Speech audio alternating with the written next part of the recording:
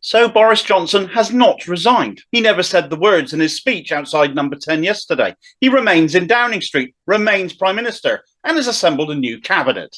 What he has done is promised to resign as soon as a successor is chosen and the Tory Party has fallen for it.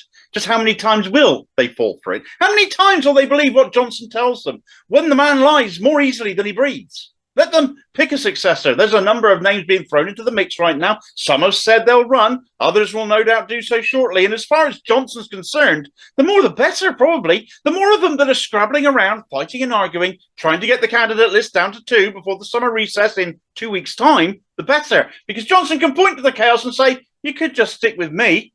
We've seen Tory leadership elections before. They always descend into nastiness, sniping, personal attacks as they fall over each other to get a leg up the greasy pole, a pole made all the more slippery thanks to the greased piglet still squatting at the top of it. What makes me think Johnson will try to stay even now? There was nothing in his speech indicating otherwise. He agreed a process to select a successor should begin, but he gave no indication of when that process should end, therefore how long he will remain in post. The more candidates there are, the harder it'll be to do this quickly. He continues to point to his mandate handed to him by 14 million voters, but that still means most of the country didn't vote Tory, and it's the Tory Party who have the mandate, not him, no matter what he might think. He bragged of all his achievements, despite being the worst prime minister in living memory, pointed to Ukraine, the pandemic response and vaccine rollout, the cost of living crisis, as successes, when all were abject failures or the successes of others, such as the NHS.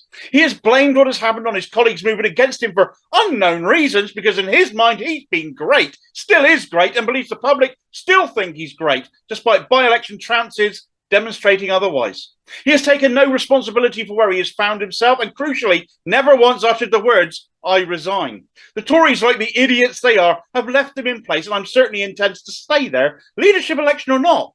He should be removed immediately.